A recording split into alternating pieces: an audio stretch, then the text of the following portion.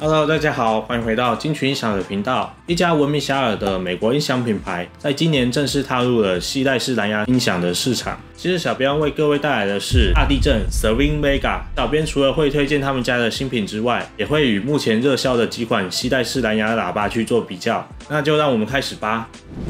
Serene Vega 是50年代成立的美国老字号厂牌，后因一部奥斯卡灾难大片而走入大众视野，因此它也被称作大地震。他们家涉猎的商品蛮广的，从 PA 设备到家庭剧院，再到车用音响。今年也正式推出了第一台携带式的蓝牙音响 Vega Mini， 外观是带有圆弧的三角柱体结构，正面印有银色的厂牌名称，侧面则是用金属红印刻的厂牌 logo。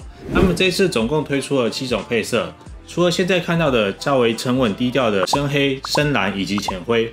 他们有推出带有活力感的正红、亮粉以及青绿，以及特殊色迷彩色。功能上 ，Vega Mini 与其他厂牌相比还是较为简单。它的功能键只有播放暂停以及声音大小声，还有 TWS 立体声串联。比较可惜的是没有支援 App， 它没有办法使用一些客制化的部分，例如说 EQ 控制。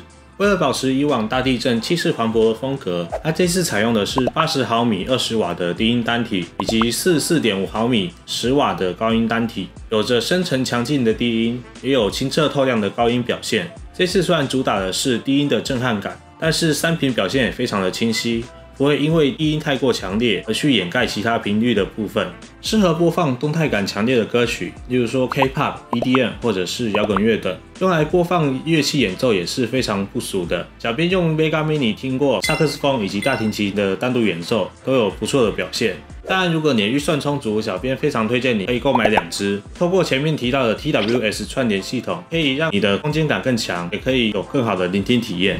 这边小编拿了2款线下热销的携带式蓝牙音响，一款是价格相近的 Marshall Amberton 3，以及外形相似的 Earphone U-Bun L。接下来是3款音响在同一录制环境的表现。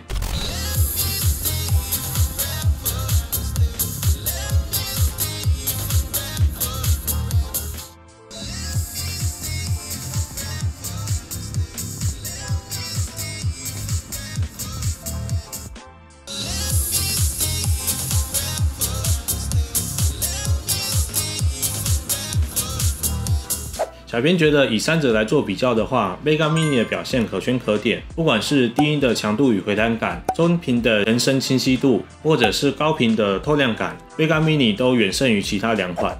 聆听感受是非常主观的，小编非常推荐到我们门市可以实际聆听比较。除了现在看到的3款之外，我们门市现场也有很多款携带式蓝牙音响可以去做试听。今天影片就到这边，记得帮我按赞、分享、订阅，并且开启小铃铛哦。我们下次影片见，拜拜。